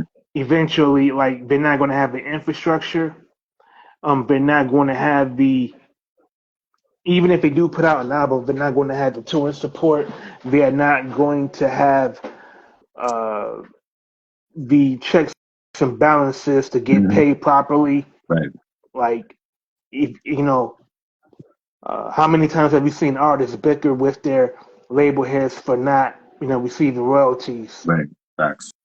And I remember going to Fat Beats before they closed down over here, and it seemed like maybe a whole decade before we get Cuban Link 2, and they were promoting that album like with the posters and the flyers, the stickers, and I'm like, yo, why is Busta Rhymes executive producing a Raekwon album? That makes no, you know what I'm saying? Like I know they cool. Busta was on the W album, I get it, but why, as you as an artist, shouldn't you be worried about your own artist on flip mode? Why are you being, the overseer for another person's album? And I just didn't understand that. You know what I'm saying? And then he ended up doing songs with Raekwon, for that album, that never made the album, the actual retail album. But I just didn't understand. I'm like, Raekwon trust Busta Rhymes that much to oversee his own album? I didn't get that. Yeah. You know what I'm And, saying? and Buster, and you're not Dr. Dre, you're not Right. RZA, you're No. not DJ Premier, so you don't need to be the executive producer Right. of any album other than the albums of your own artists. Exactly, because it was already on Aftermath. That's when Raekwon signed with Aftermath. It was already on Aftermath. Dr. Dre's overseeing it. And it's not like Busta Rhymes produced anything that made the album anyway. You know what I'm Hmm. saying? So I didn't understand. I'm like, what is the fascination with having Busta Rhymes oversee your album? You know what I'm saying? I've never heard Raekwon talk about it. That's something I would love to ask him. Like, why of all people did you pick Busta Rhymes to oversee a Cuban Link 2? You know what I'm saying? I'm just curious because that didn't make no sense to me. You know? I mean, you would be better off having Nas Right. executive produce it. Hey, Nas ain't a great label exec either. He had Bravehearts, and they wasn't great. They wasn't great. I love what he did with the QB Finest compilation. That was great. But Bravehearts, he only put them on because his brother was a part of that group. Like we all know that. They was Hey, not good. does anybody know what happened to Quan from the I don't know what happened to Disciple Quan. album? Yeah, right. Yeah, just a moment. Right. That was a dope song. I don't know what happened to Quan after that. You know what I mean? So he's not one I would pick out. I didn't understand. I'm like, why not Dre or the RZA, somebody? Because when in the end result, you had Dre on that album, you had the Wu-Tang on that album anyway. You know what I'm saying? Busta Rhymes wasn't on. Even though there's unreleased songs that he did with Busta that were like on the Hmm. mixtapes, but he never made the final album cut. So that's why I was like, well, Busta did all of this stuff, and you didn't even show up on the retail version of the album. You know what Yeah, I'm saying? So that was interesting to me. I never understood that. I always wanted to ask Raekwon why, but hopefully one day I could ask him like, yo, why Buster? Why Buster for that album? You know what I'm saying? The NWA reunion album. You remember that? That talks about that. Oh, what? The Not these niggas Not again. These Niggas Again, and they actually dropped a song called Chin Check, and that was like the From official the first single. Next Friday soundtrack. Right, and that was supposedly like the first official single with Ice Cube back in the group since always into something from '91, and again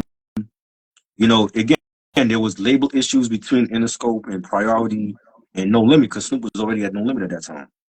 Hmm. Um, They put Snoop in the group in place of Eazy-E. Now I heard a rumor that Eminem was supposed to be a part of that group. I don't know how true that is. I don't see how Eminem would fit with NWA, but I think that was a move by Jimmy. Like, oh, Eminem, the hottest white boy rapper out at that time, let's throw him in NWA and see what happens. I don't think he would fit with Dre and Cuban. I would like to think, man. I know, like I know Eminem worships the ground that NWA walks on, but I would like to think Ren and Cube Yeah, would have told Jimmy Iovine, that hell no. that could be a reason why it didn't come out. And also, they started recording the album when they won the Up and Smoke tour in '99 because Dre had a mobile studio and they were recording the album. Like, where's those songs at? I'm sure Dre has that in his vault with all the other stuff that hasn't been released. Detox, somebody mentioned Detox earlier. I do remember that there was another song that Dre produced that had Cube, Ren. Mhm. I don't know if Snoop was on it, but remember the song "Hello" from the War and Peace That album? was on One Piece Volume 2. That was on part 2. Yeah. Yeah. Now that So joint was dope. If we got a whole album with that, it would have been a classic album. But that One Piece album was not good. I liked the first part. It was because it was more hardcore. It was more darker. But the second part was garbage. I didn't like the second part at all. I And I like "Hello" have way those more albums than too. Chin Check. Yeah, I like "Hello" way more than Hello was Chin dope. Check. He had Until We Rich with a Crazy Bone was also on that second part. But yeah, we had gotten that album, it would have been crazy. And I would love to know where those songs are at now. You know what I'm saying? Because Up in Smoke tour was a phenomenal tour. You know what I'm saying? They did a lot of great things on that tour. You know what I'm saying? Just having like M and Dre and Snoop and West Side Connection and Exhibit was a part of that tour as well. It was great, and I would love to hear those songs. Salute Aztec was good. You know, that's a missed opportunity by the label. I mean, maybe Master P. I don't know, but you have 3 labels involved in that. You know, is I don't know. Maybe No Limit had a part to play in why it didn't get released. I think between I think it comes down to the CEOs of those respective labels because I can just imagine uh, Jimmy Iovine might take issue with, Mhm. you know, like if we want to do this, then I need to have majority uh, stakes, Mhm. for the album. So I get, uh, let's say like Jimmy may have wanted Right. 52%. Brian Turner may have wanted, uh, you know, maybe 30%, and then the other 18 goes to Master Right. P. So, and I know the the upper management they would have been like going through the analytics like Interscope owns this amount of market share for rap music. That means that we should get that much uh, percentage of the uh, album's earnings. But but you know what though? I just think they could have did that album if they weren't signed to major Oh yeah, labels. And for I think sure. that's what I think that's what it comes down to because when you have a super group like that, the artists are not going to hurt for money, Right. but it's the Jimmy Iovine's, the Brian Turners that are going to want uh, more, to sign off on it, I and agree. it's damn near impossible to do it. Facts. The only example that I could think of where you have two artists that are dominant that sell as many records as the other Mhm. that superstars and they come close to putting out an album is the Best of Both Worlds album between R. Kelly and Jay-Z. And that was a mistake because of what happened with R. Kelly. You know, like if Yeah, that didn't happen, I think it would have been a great collab album. But because it came out at the time when he performed at the Winter Olympics. The tape comes out. It was just bad timing, and then they canceled the tour with him. And then Jay-Z has to issue out a press release through his lawyer. Right. That it's not him that's responsible for that cancellation. And it wasn't some weird stuff on tour. Yeah, it was, like beyond what he was charged for. There was something going on tour with him and Memphis Bleek got involved, and there was a episode of the Come Up DVD or Smack DVD where like they were on the tour bus with R. Kelly getting his hair braided, and he was talking about the issues with him and Jay, and it never got released, but they had a clip of it.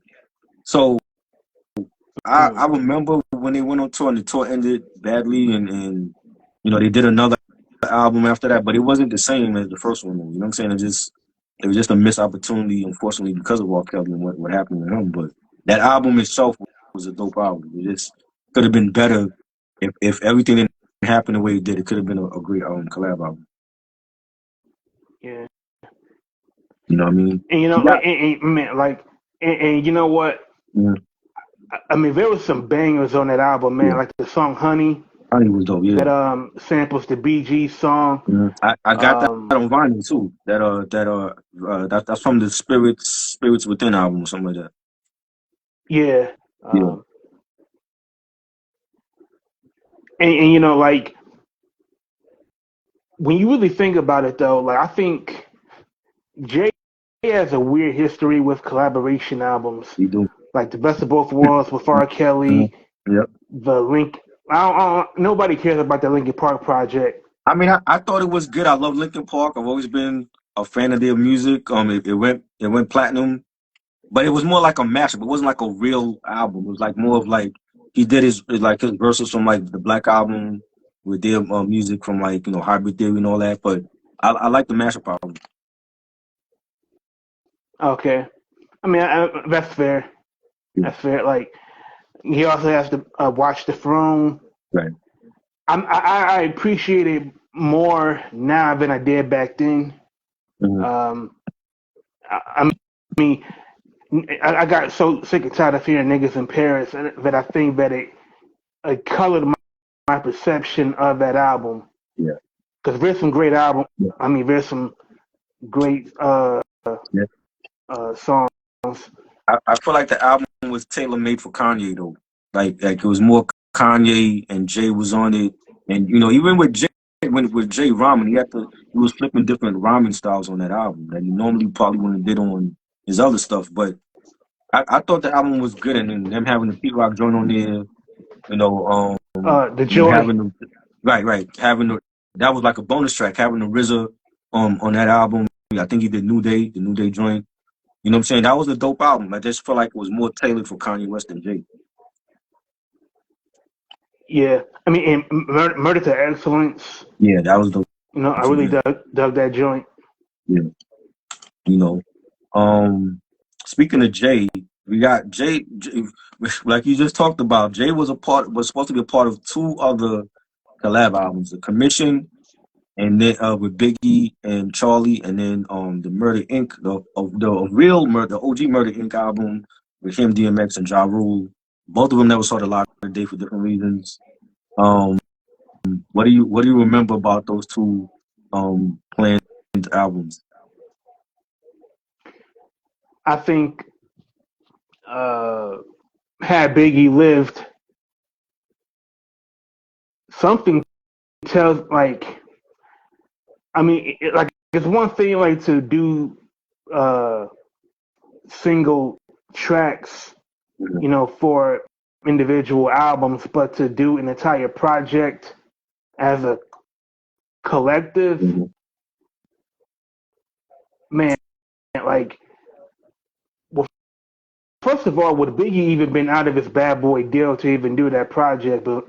Because I can't imagine like dealing with the headaches of Dame and Puffy to do that project. Like that's something that would be best. Like when what label was that coming out under? Was that going to be on Biggie's label, or it wasn't gonna be on Bad Boy. So was it gonna be on Rockefeller? I know Dame came out and said that Biggie was planning on leaving Bad Boy and going to Rockefeller. I never heard that. Never back in the day. I never But I heard that don't part. understand. But I don't understand. Like, why would Biggie leave one imprint to sign to another imprint? Well, I mean, I'm assuming because him and Jay were like best friends. Because we didn't hear about this stuff back then, so this is like news to me when he says, "Oh well, yeah, well he signed. It was gonna be a trilogy, like it was gonna be Ready to Die, Life After Death, and Born Again." And then he was out of his Bad Boy deal. He's gonna go sign with Rockefeller. I never heard that until he said it. So I don't know. Maybe it would have been a joint venture, and then the thing with Charlie is Biggie is sleeping with Charlie, and you're married to Faith Evans. So how was that gonna play out? He had a kid with Faith Evans, and you're sleeping with Charlie Baltimore. But see, like, we can be homeboys, but when it comes to business, I don't care if we friends or not. Like, I don't like if I'm in a position where I can now be a boss, I'm not going to go back to being an underling. Right. So I I don't question Dame's uh, knowledge of that situation. I just don't. I mean, I just don't understand how it could even happen because I don't know. Like, I don't know how any person of any. It just doesn't make any sense. Like, nobody with any common sense would want to uh, go to being under an imprint when you have the money Right. and the power to be your own boss. I mean, Like, and Biggie, unless Dame was gonna offer him a better deal than what he signed with Bad Boy, that's the only way I could see how Biggie would want to leave Bad Boy and go with Rockefeller. But I mean, at this point, he was already a boss. He was like he already had the Junior Mafia album was out there. You're doing a double album, which wasn't even planned to be a double album, but because he was laid up in the hospital from the car accident, he did the double album, and you have like Faith Evans as your wife, and then you're sleeping with Charlie Baltimore, and then you got Little Kim who was madly in love with him. So I just think it would have been too messy and too personal stuff, like things going on, for them to even come out with this album. but I think the commission is it's a better idea that's on paper Mm-hmm. because in order for those moving parts to align, they they they would have to be strike that. Biggie and Jay-Z, they would have to be equals. Charlie Baltimore, because she's unproven, Mm-hmm. she would pretty much have to take whatever cut they will be willing to give her. Right. But I don't understand like why like Biggie could just go to Def Jam Mm-hmm. like if he wanted his own deal. Like why go to Rockefeller? Right. Like what could Rockefeller Like offer like I big that like he I said, couldn't like get from Def Jam? unless Dame was gonna give him a better deal where he could, have his label over there and it was distributed by Rockefeller, then maybe I can understand it. But it was like it was just a lot of things going on, and I think the Murder Inc. album was more doable than the Commission album because at least with the Murder Inc. album, they all collaborated with each other, like Jay. Like the It's Murder joint, that's on Vinny Ready Ricci with Jay and DMX. They had the Murder Graham joint, I believe that was on the Streets is Watching soundtrack, if I'm not mistaken. You had Can I Get Her, which was the first single from Volume 2 with Ja Rule. I never liked that song. I never liked that song as the first single. Um, you had Money Cash Hoes. You had DMX on that joint. Holla Holla remix. Jay's on that as well. The grand finale joint from Belly. You had X and Ja Rule on there. So they collaborated. I think that album was more doable than the Commission album. And again, you have to deal with the label. Rockefeller, Murder Inc., Def Jam. Why didn't it happen? I remember the Double XL cover they all took together, and that was like an iconic photo. And we were hyped, and we never got that album. That's a good like. I got so many questions about that situation Mm-hmm. for several reasons. Number one, you got DMX, Jay, and Ja Rule. Those are three separate imprints under Def Jam. Mm-hmm. And Irv Gotti is the connector of all three. Right. So there has to be somebody that's going to be the go between each superstar. Mm-hmm. Now, because it's Irv Gotti, and Irv Gotti is Ja Rule's label head, is DMX going to question Irv Gotti's objectivity when it comes to making certain decisions for the music? Does DMX see Irv Gotti as favoring Ja more than DMX or Hove? You know,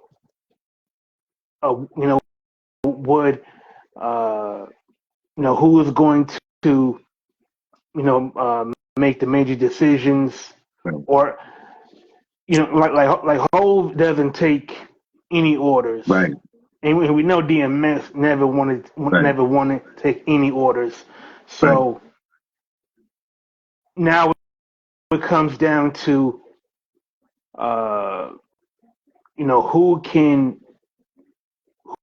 crack the whip per se. Like you're not going to crack the whip on multimillionaires. Mm-hmm. You know what I mean? Like, But see, the thing with X, X had a strong bond with Gotti. Gotti produced on Flesh of My Flesh, and X was on the Murderers compilation album. Like he had his own track, and he's not a part of Murder Inc. So, but it's interesting that a Rough Riders artist had his own track on the Murder Inc. Project. So I think he was that close with Irv that uh, whatever Irv was gonna do, he was down for. but I don't know how soon after this was, but DMX clearly felt that Ja Rule was Yeah, biting his style. right. Yeah, so The thing. I never felt like Ja Rule sounded like X. I felt like Ja Rule was more of a Tupac ripoff. I felt like he was a wannabe. Just the way that the way that he would say certain lyrics and walking around with his bandana tied like Pac. We felt like he was a Tupac wannabe more than X. I never felt like he sounded like X at all. mm-hmm. You know what I'm saying? And so I think that's maybe where the problem started is with Ja Rule and X. You got to iron out that situation. Um, as far as I know, I never heard of Jay-Z having no beef with Ja Rule. I know there was rumors about Jay-Z and X going at it, but that was like in a battle type of way. Yeah, and like it's possible that Mm-hmm. DMX was listening to people that was trying to instigate tension between Right. him and Ja Rule, and Mm-hmm. DMX fell for it. Right. And we also got to point out that DMX was using a lot of drugs, so he That's wasn't yeah. always making sound decisions, Mm-hmm. So what he may have believed was reality was just paranoia. So, cool, what up? Salute. Yeah, I forgot about that too. You know what I'm saying? Like it was just a shame. I'm like, damn, that could have been a great album, man. You know. And But I those are will like the say, three. When you think about it, those are like the three main artists that really made all the money for Def Jam during the 2000s. It was J, X, and Ja Rule. That was it. yeah, Everybody else came after. I mean, Ghostface was there, but he wasn't selling big numbers there. He was putting out great albums, but he wasn't selling like Jay and Ja Rule and DMX. I mean, Ghostface, he came from Epic, Yeah, and I think Supreme Clientele yeah, was his last album on yeah. Epic, if I Right. remember correctly. I think Pretty Tony was the first one on Def Jam, if I'm not mistaken. Yeah, And then Cam was on Epic also, and he complained that the people at Epic, they wasn't for the hood. They came from the suburbs. They were wearing moccasins and shit. He didn't want them. That's what he said. He didn't want them promoting his projects. and that's why SDE never did well, because he didn't want them. The department over there wasn't promoting it the way it should have been. And he went to Rockefeller, it was a whole different thing. You know, Come Home With Me comes out, it blows up. Purple Haze might be his best album, and that went platinum. And it was a different era with Rockefeller when he was dead. You know what I'm saying? So he came also from Epic, and I can understand why him and Ghost didn't want to fuck with Epic anymore. Yeah, and that was that was the year 2000. Both of those albums came Yeah, out in 2000, and I don't think it's a coincidence that both Cam and Ghostface went to Def Jam. right. And very, and I think Cam is absolutely spot on, and that's something that I never considered. Like, I can just imagine, like, if you're a Cam or you're Ghostface, or if you're any rapper on a label that's Mm-hmm. run by white people that are from the suburbs, Mm-hmm. their only interactions with black people is through the TV, and they don't know how to talk to black people without making it weird. Right. I can understand, like, just wanting to leave Yeah. and go elsewhere. I mean, how do you tell a label executive that's not from the streets or not from the hood, like, yo, I want Let Me Know to be my first single from SDE, or Hmm. what means the world to you?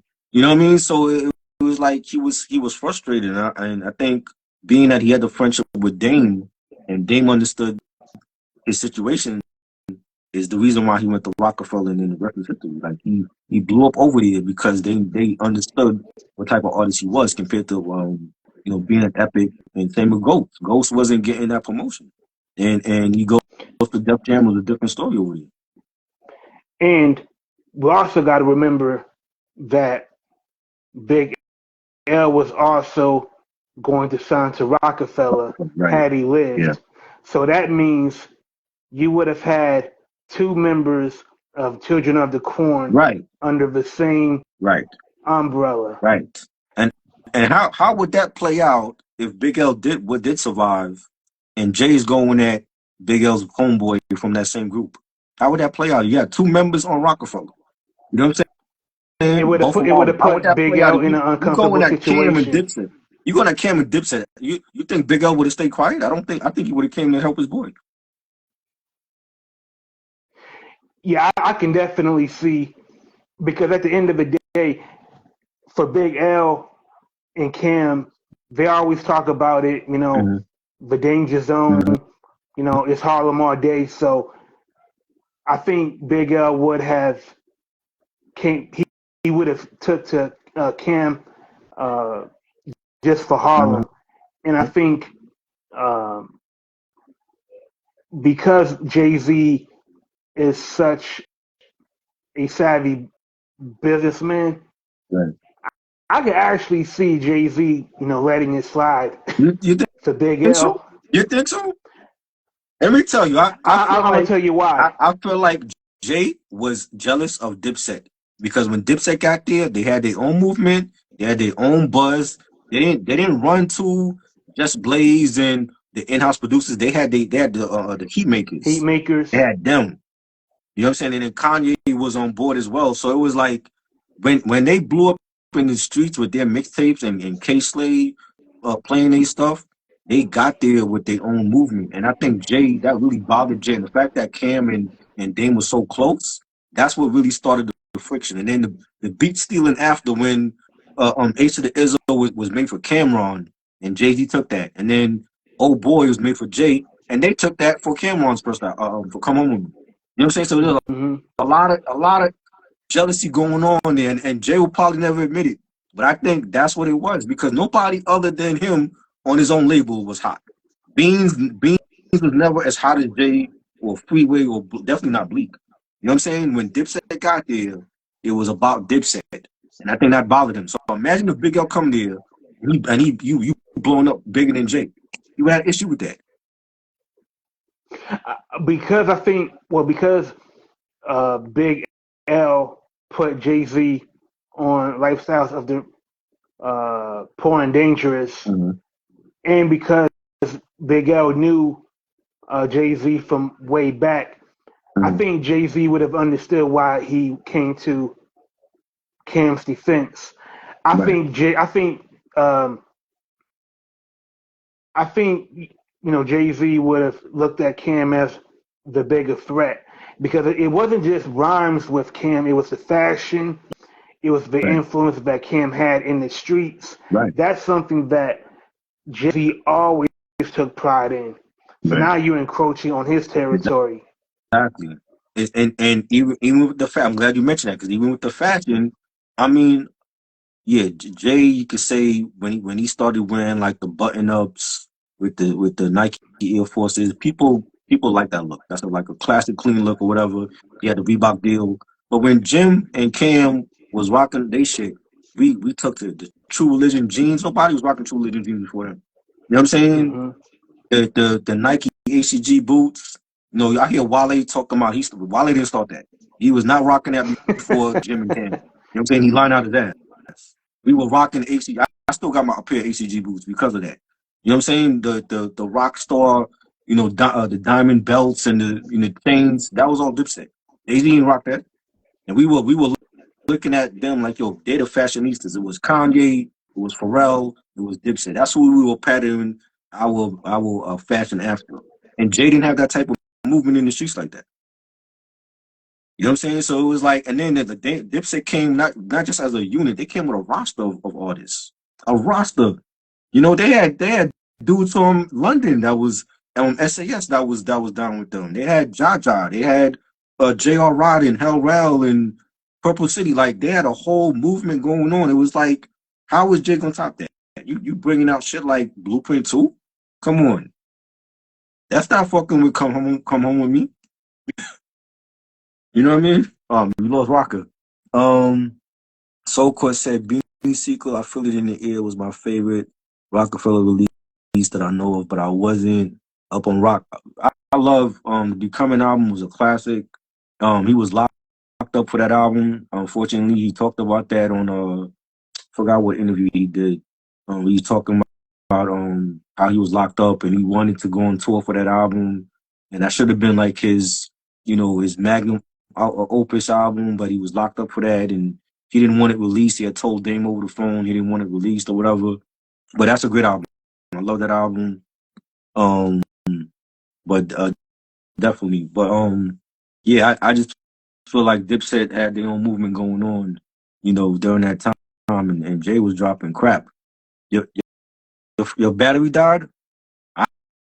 Well, we basically had like we talked about all the Shelved album releases, and there's like a lot more. We might do a part 2 to that anyway. So um thank you, Raka, as always, for coming through.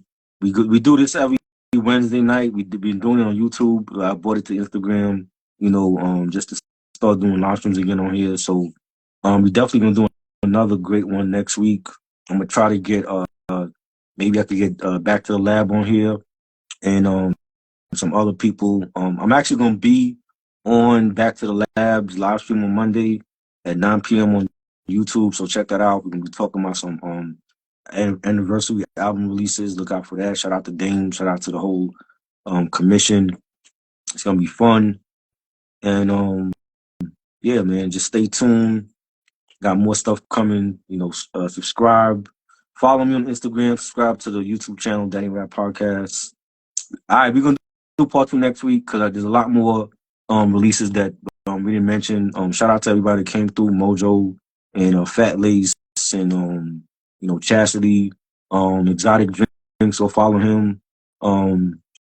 Shout out everybody that came through. Definitely do a part 2 for that.